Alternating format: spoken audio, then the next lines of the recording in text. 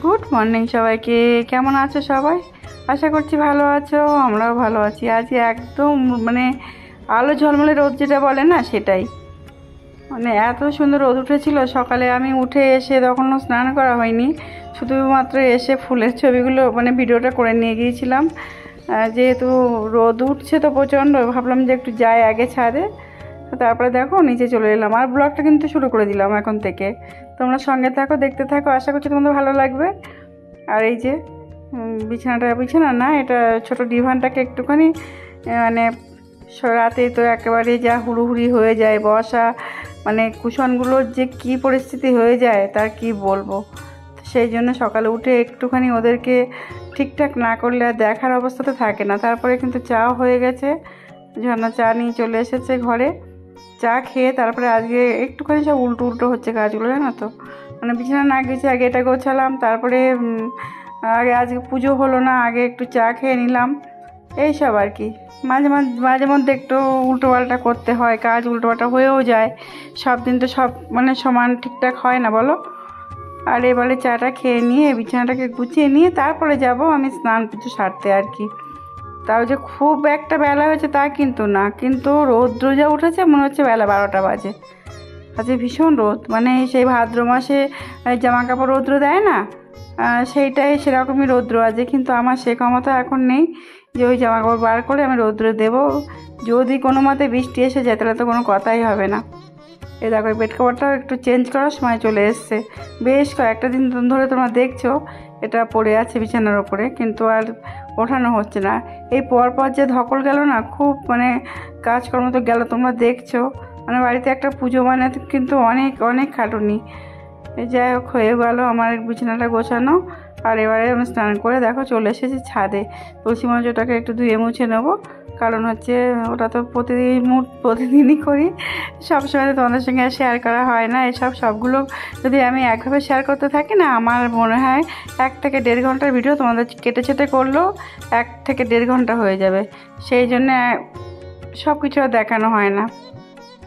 এই সময়টা জানো তো একটু রৌদ্র বেশ কমেও গেছিলো, দেখো পড়ে যাচ্ছিলাম কিন্তু খুব রিখে।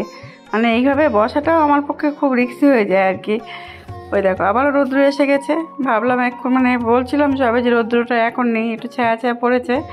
আর আজকে খুব রৌদ্র, যে এখন এই সময়টার কথা বলছি, যেটা খুব বেশি হলে তো 9টাও বাজিনি, কিন্তু দেখো তাই মনে হচ্ছে না বেলা 12টা বাজে। যাক, তুলসী মাতা রানীকে একটু জলও দিয়ে নিলাম, তারপরে এখানে একটু ফুল ধূপ দিয়ে তারপরে যাব নিচের দিকে পুজো। আজ তো বৃহস্পতিবারের পুজো, একটু তো সময় লাগবেই, বেশ সময় লাগে, অনেকটাই সময় লাগে আর কি।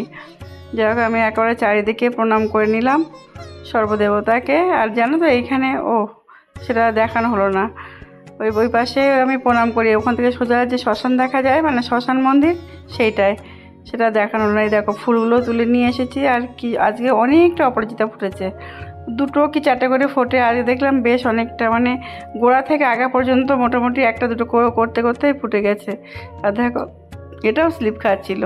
আর এই ফুলগুলো একবার তোমরা দেখে নাও, যেগুলো কিনে নিয়ে এসেছে বাজার থেকে, এর তো মনে হয় আমি 80% বাদ দিয়েছি। দেওয়ার পরে এইগুলো নিয়েছি, তো এইগুলোর অবস্থাকে সব পচা দিয়েছে। যে কী যন্ত্রণা না, এই গাঁদা ফুল আনতে গেলে এখন এরকম অবস্থাটাই হয়েছে আর কি।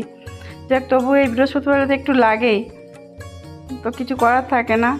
তাই ওই যে ঘটে একটু দিতে হয়, বা তার সঙ্গে পান, আমের পল্লব, এগুলো তো আনতেই লাগে। এসবগুলো তো এমনি বাদ দিয়েছে, তাছাড়া একটা প্যাকেটও আছে। যাই হোক, শুধু আমার এই বাড়িতে ফুল আছে বলে যাই হোক ভগবান পায়।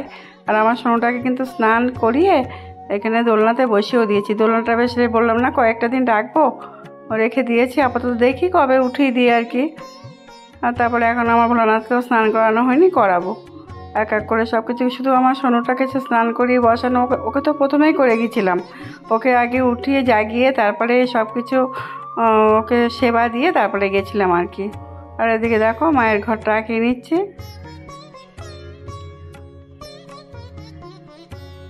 একদিন এক রকমের চাপ থাকে, জানো তো। সোমবারে যেমন একটু বাবার বার, সেদিনও আমার চাপ থাকে। আর আজকে তো এমনি আছে মা লক্ষ্মীর বার। ঘরটাগুলো এঁকে নিয়ে অনেকটা সময় লেগে যায়। শুধুমাত্র ঝর্ণা নিজের দিকটা একটু সামলায় বলে সকালটা আমি পেরে যাই আর কি, তা নাহলে অনেক চাপ হয়ে যেত যে জলখাবার বানানো, ওই চাপটা তো নিতে হয় না, সেই জন্য এখানে একটু নিশ্চিন্ত মনে না আমি পুজোটা করতে পারি আর কি। আগে এখান থেকে রেডি করে নিয়ে তারপরে মা লক্ষ্মীর সামনে দিই। এটা প্রতিনিয়ত মানে প্রতিদিন সেটাই করি আমি। প্রতিদিন বলতে এই যে বৃহস্পতিবারটা যখন ঘরটা বসাই আর কি, ঘট বলতে যাচ্ছিলাম, দেখো তো কথা আবারও হারিয়ে যাচ্ছে।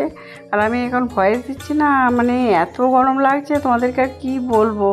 সেই সময় কথা বলা যায়, কিন্তু কি জানো তো আমাদের এত গায়ে গায়ে বাড়ি না, এর ঘরে টিভি চলছে, ওই ঘরে মানে হয়তো সকালবেলা যেটা হয় আর কি, সকালবেলায় কি সারাদিনে কিছু না কিছু গান বাজনা চলছে।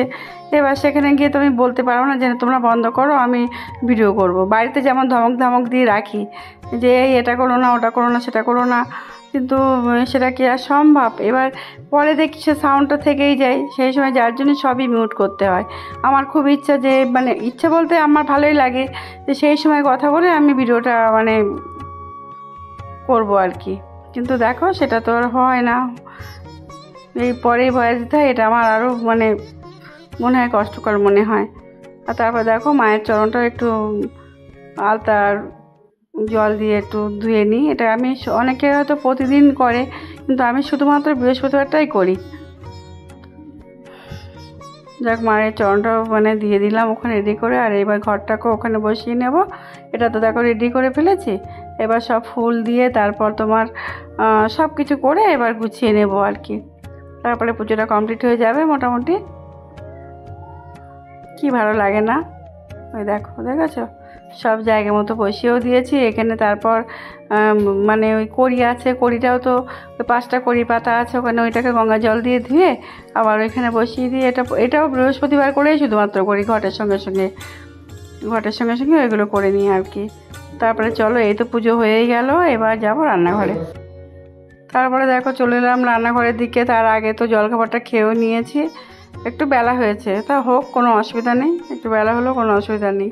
আর গতকালের মাছ ছিল কিছুটা, সেই মাছ আর এই একটু মুড়ো ছিল, মুড়ো এই সেই আগে একদিন বলেছিলাম ব্রিটিশ আমলের ওই যে মুড়ো দুটো দিয়েছি, আর ছোটো দুটো হচ্ছে সেই ব্রিটিশ আমলেরই মাছের মুড়ো আর কি, সে অনেক দিন ধরে যেমন আছে। ও দুটো আজকে ঝর্ণারে বললাম বার করে ফেলো, তো ও আর খাওয়া যাবে না।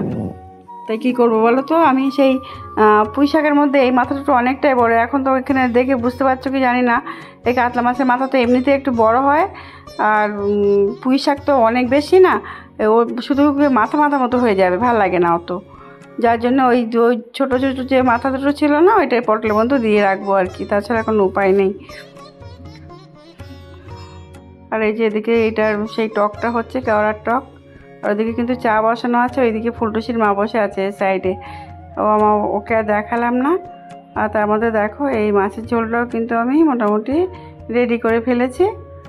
এই যে ওই বললাম না মাথা দুটো এর মধ্যে দেবো, দিলে কি খাওয়া হয়ে যাবে, নাহলে এই পড়েই থাকছে। কিন্তু এর সাইডে মাছ টাছ কিছু নেই, মানে যাকে দেবো তাকে মাছ সহ দিতে হবে আর কি। মানে সবাই তো আর মাথা ভালোবাসে না, উত্তম যেমন খাই না, কর্তাবুকে দিলে খায়, কিন্তু সেটা দেওয়া যাবে না। আর এই ঝর্ণাকে দেবো, আমি একটু অবধি খাই, কিন্তু আমার যে খুব ভালো লাগে সেটা না। আর এদিকে এই যে পুঁই শাকটা বসিয়ে দিয়েছি, এটাও একটু সময় লাগবে আর কি। মাছের ঝোলটাকে এবার উঠিয়ে রাখবো, মানে নাবিয়ে রাখবো, উঠিয়ে রাখবো না, নাবিয়ে রাখবো। আর পুঁই শাকটা একটু সময় লাগবে, সবে তো দিলাম। এই যে এটা ছোটো কড়াটাতে বসিয়ে মনে হচ্ছে ভুল হয়েছে, জানো তো, মানে নাড়া যাচ্ছিলো না, নাড়া বলতে মানে ঘোটা যাচ্ছিলো না আর কি।